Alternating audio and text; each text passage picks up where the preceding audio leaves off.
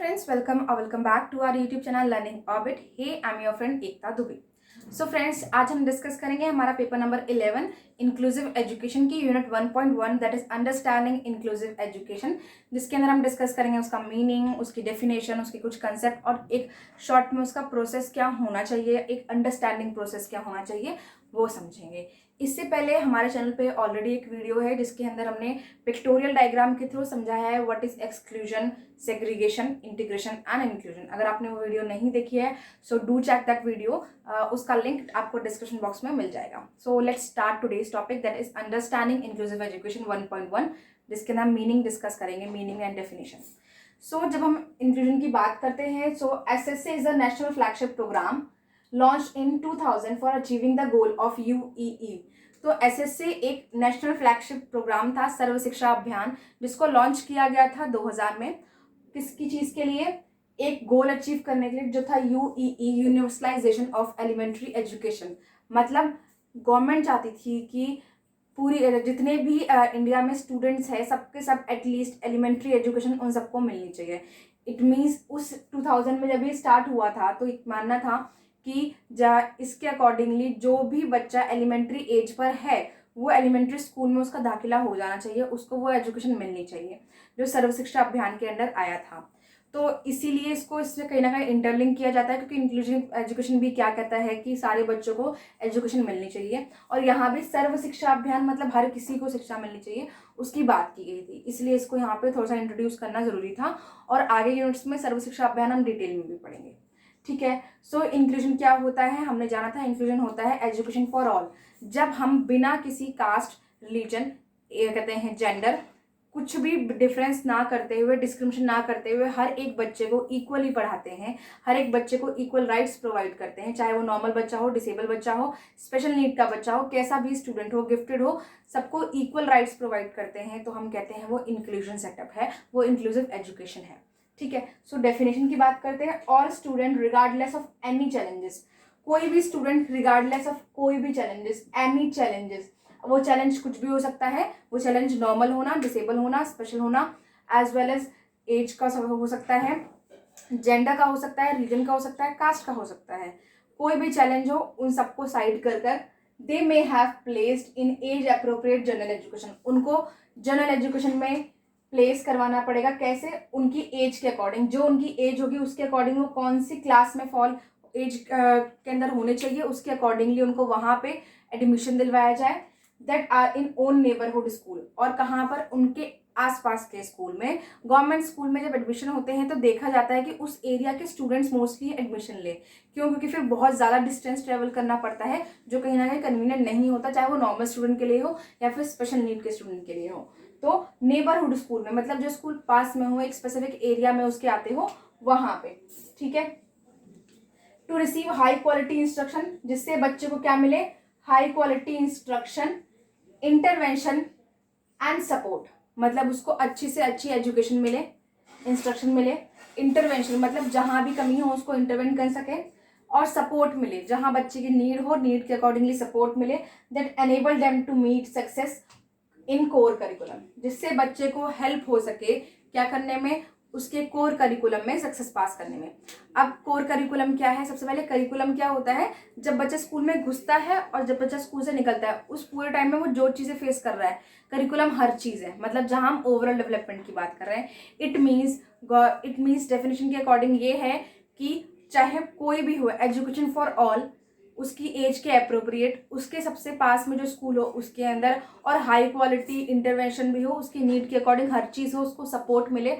और कम से कम वो जो कोर करिकुलम एक बच्चे की नीड होती है वो मिलना चाहिए. सो इन शॉर्ट अगर देखा जाए इंक्लूसिव एजुकेशन क्या है?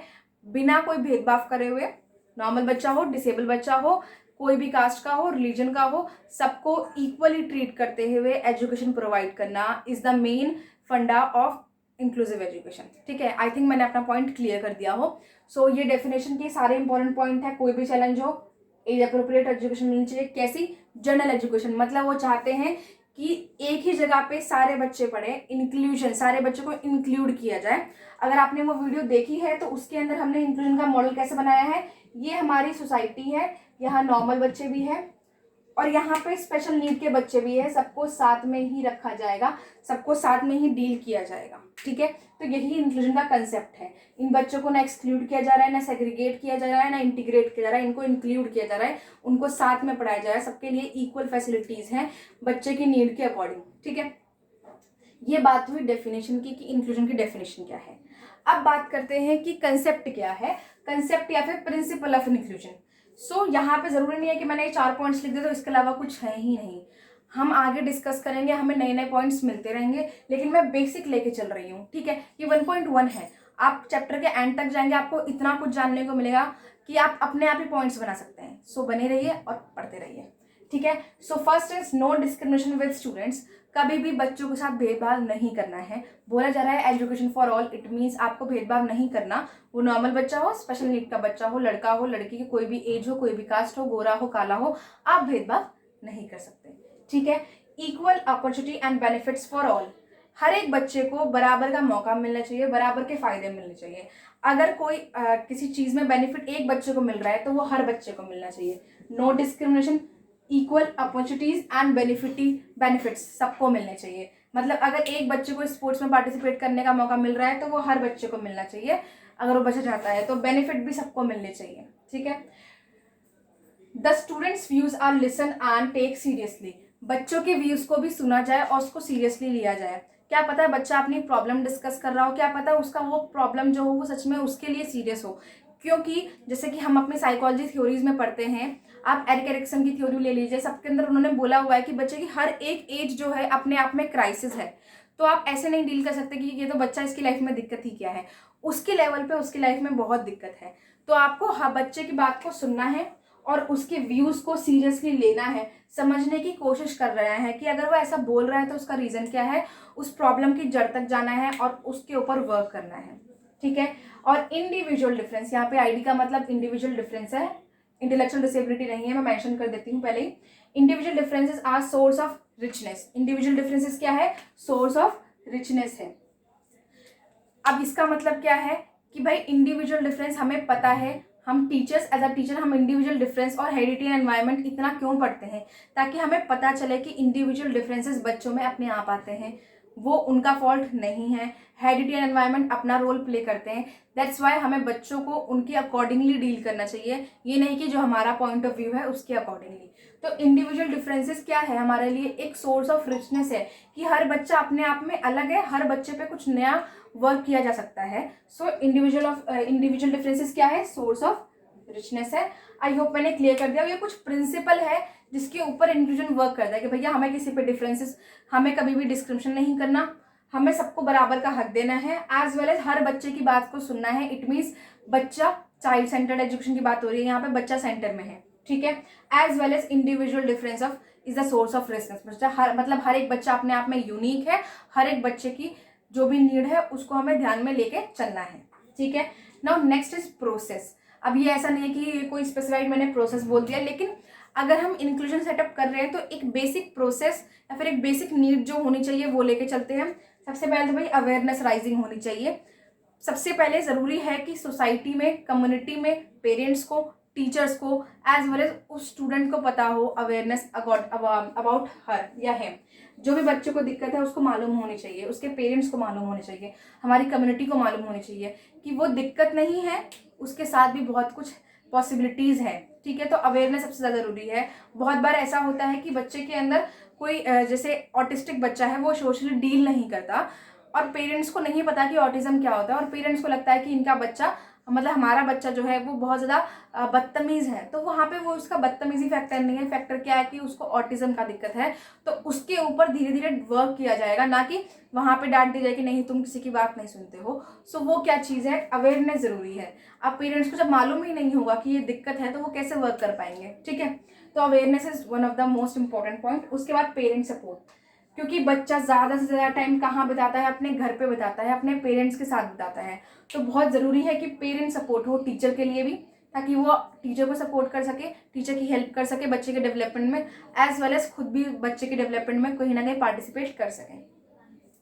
पॉलिसीज़, जितनी भी गवर्नमेंट की अलग अलग पॉलिसीज़ है, स्कीम्स है, वो रिवाइज्ड होनी चाहिए, जो है उनके ऊपर वर्क होना चाहिए और नई बननी चाहिए जो बनती है, ठीक है। Next is teacher training. अब टीचर ट्रेनिंग भी ज़रूरी है, क्यों? क्योंकि अगर एक स्पेशल एजुकेटर है तो स्पेशल एजुकेटर की करेक्ट ट्रेनिंग होनी चाहिए कि वो स्पेशल बच्चों के साथ वर्क कर सके। और जब हम इंक्लूजन की बात करते हैं, एक इंक्लूसिव क्लासरूम में 2 टीचर होते हैं, एक जनरल टीचर और एक स्पेशल एजुकेटर। तो ज़रूरी है दोनों की ट्रेनिंग हो। जनरल एजुकेटर की भी, अगर आप डीएलएड या कोई और कोर्स की बात करते हैं, बीएड की बात करते हैं, उसके अंदर इंक्लूजन का एक अलग टॉपिक है, उसके अंदर डिसेबिलिटी का एक अलग चैप्टर है। तो वो क्यों दिया गया है? ताकि जनरल एजुकेटर की क्लास में भी अगर ये बच्चे आएँ, क्योंकि हर जगह में इंक्लूजन सेटअप हो रहा है, तो टीचर उस पर वर्क कर सके, तो उनकी भी कुछ ट्रेनिंग होती है। और स्पेशल वाले कहते हैं टीचर्स की तो ऑब्वियसली स्पेशल ट्रेनिंग है ही।